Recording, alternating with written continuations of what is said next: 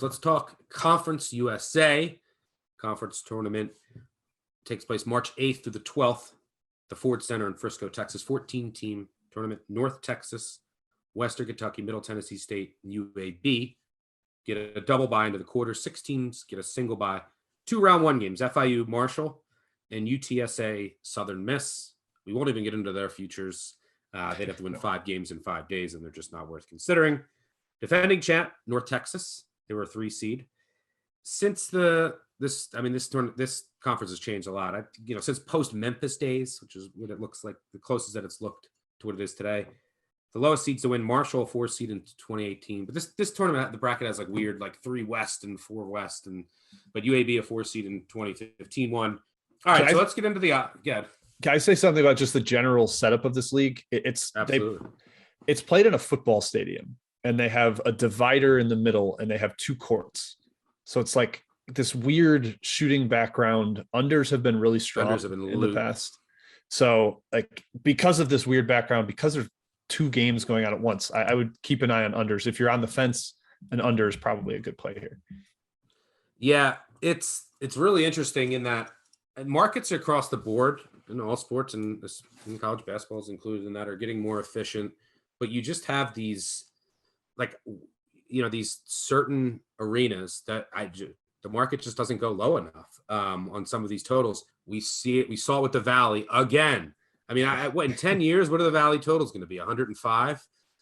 They keep going lower, and then they keep just going under.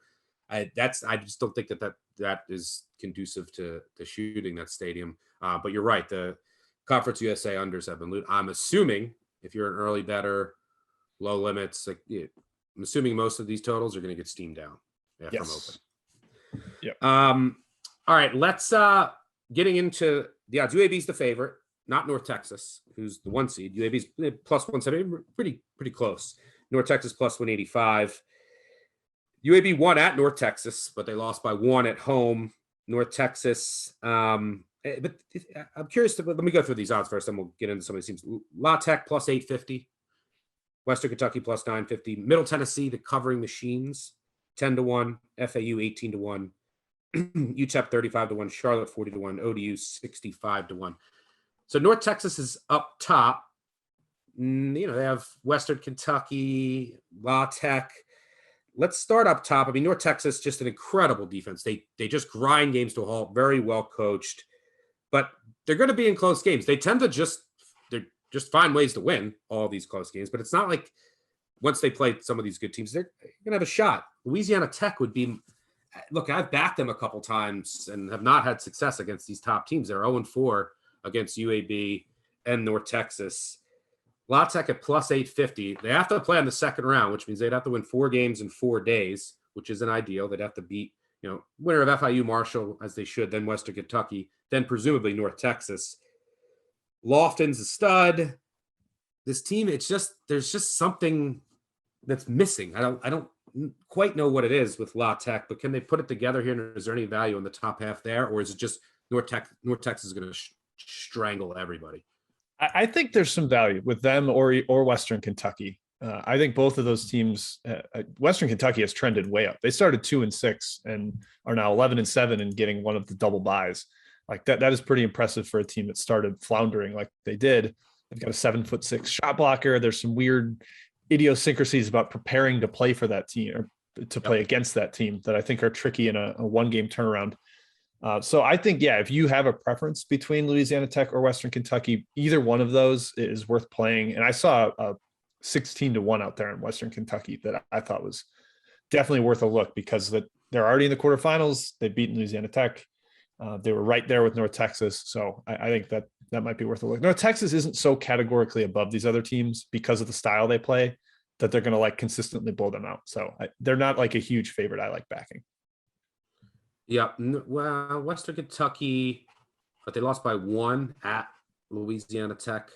Can you put your finger on what exactly is off just against the top teams for Louisiana Tech? What is missing? It's probably a little bit guard play. I think their guards are fine, but there's not late game, run a pick and roll. You will create for yourself or others. It's just tough when your best offensive player is clearly a big man that is a lot easier to double and keep the ball out of his hands. Yep. Now, North Texas, North Texas, I'm a huge fan of McCaslin, North Texas coach. And by the way, you mentioned like weird prep tournament setting. He's an incredible coach. That could hurt North Texas here, right? Like lack of prep time and quick turnarounds. But, under him, if you look at some of the 3-point percentages, it's always going to be an incredible defense, but it's not like they're elite in 3-point percentage allowed. I didn't think they were going to be as good as last year, but they are. Tyler Perry's a stud. But teams in the league are shooting 28% from three. They're also shooting 40% from three.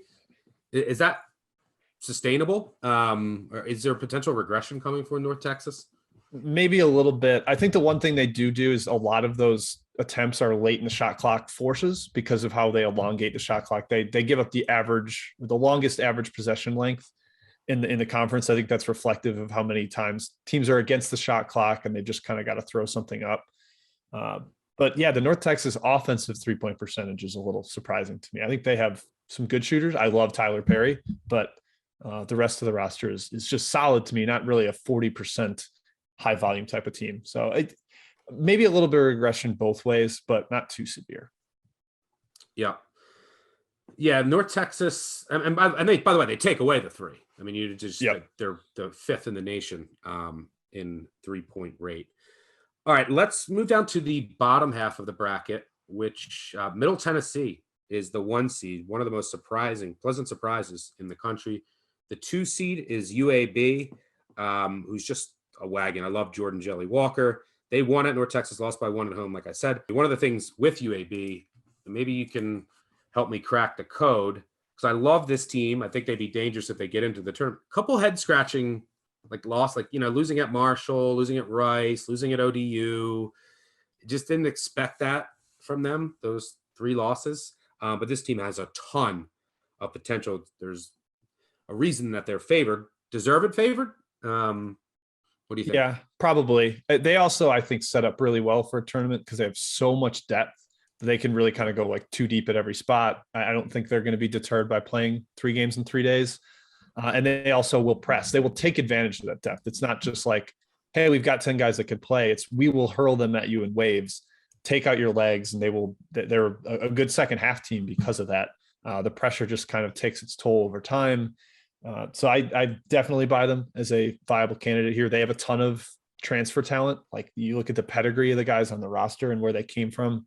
There's a couple SEC guys, there's a couple ACC guys. That just tells you how talented this team is. And yeah, the weird lulls, I kind of give the losses that you mentioned. I give a little bit of the doldrums of the season credit to that. They knew they were not really in the mix for an at-large. So I give them a little bit of a pass, and I think this is where we see the best version of them is in the postseason. Staying in the bottom half, maybe you want to talk about Middle Tennessee State, who's the 1 seed, but they're 10-1.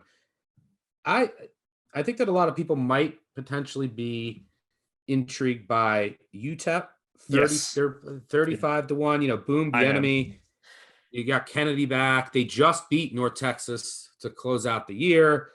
They pretty much competed with all the top teams in the conference. Is this team dangerous? Yeah, I'm nodding emphatically as you discussed UTEP. I think the odds for them are a little crazy because Middle Tennessee, while a cover machine, isn't like this impossible team to beat in the quarterfinals. I think it's a decent draw for them. They don't have to go through UAB or North Texas to get to the semis. And yeah, getting Kennedy back is enormous. They lost the first game with him back, but it was a close one to UAB by 3. And then that you mentioned they beat North Texas. Kennedy played all 40 minutes. He's averaging almost 17 a game in his last 2 since coming back, adds another down transfer wing athlete that upgrades the talent and the depth.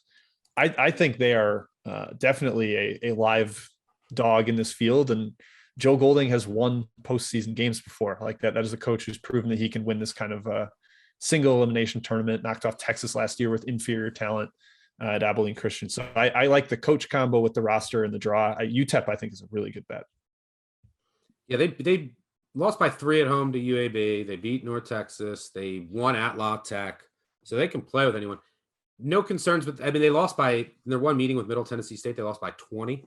Some bad shooting variance, and Kennedy wasn't back for them. There's nothing from a matchup perspective that would scare you. I mean, I think they have the athletes to. Middle Tennessee State like speed. It's kind of what their MO is, and then they get to the line a ton, and then they don't miss from the line.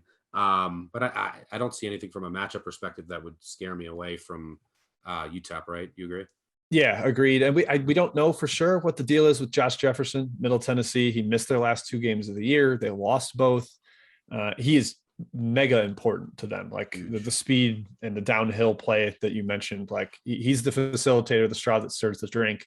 I don't know if it's off court stuff or an injury. They said undisclosed was the reason given for why he missed those games. So that's another small reason that I think UTEP has some value, because if he's still out or limited or something, that just limits Middle Tennessee as a whole.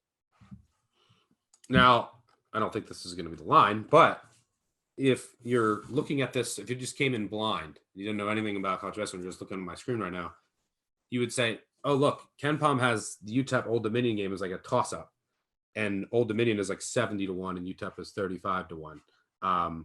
I think Old Dominion kind of stinks, but any thoughts there? Yeah, I mean, I'd love to get that game at a pick'em, because UTEP is better, and yeah, the Kennedy return is not factored into that. The Ken Palm line, I'm sure the odds makers will have it, laying 2.5 or something to frustrate me immensely. But I'll probably still back the Miners there, because I just think they're on the rise with Kennedy back and a team that's undervalued in the market still. You might be able to get a soft open, but it'll get popped. Trust me. Yes. Anything else from a futures perspective? Any other flyers, and how about a prediction here? Yeah, I'll predict that UAB wins. North Texas has been awesome this year and has built maybe kind of a fringe at large candidacy, but they've won a lot of close games because of Tyler Perry heroics. He had a couple buzzer beaters for them late. I don't think they're quite the best team. They've suffocated some bad teams, which has increased their analytical rankings. So I think UAB wins, but not enough to bet the price that they're currently laying. Yep, I completely agree with you. Yeah, I think North Texas has been a bit, we talked about some of the shooting regression, but I want a whole lot of close game luck. Like I remember the Florida Atlantic game. I had Florida Atlantic against them. I mean, Florida Atlantic misses a couple wide open threes, then free throws, then a wide open layup at the end, and just did everything possible to lose that game in a game they easily could have won. So I agree. And as great of defense and as much that I respect Caslin, like I'm sorry, give me Jelly Walker and UAB in the tournament over North Texas, just from a pure entertainment perspective. Yeah. So we're gonna have enough elite defenses like from the Big 12 that are getting in. We don't need North Texas also in. Give me UAB. All right. But I agree. I think UTEP is the shop around. That's the flyer worth taking from the bottom half. And Middle Tennessee State, if Jefferson can't go, just even better. Yeah, I saw 45-1 on them that I'm probably going to take a swing at. Yep, I agree. Miner Nation. Any first round matchups or potential matchups from an individual game perspective that you have circled? I think Marshall's probably a solid bet in that opener.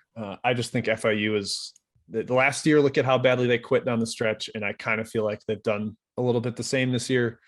Marshall, a team that was actually predicted to be quite good in this league and has not been.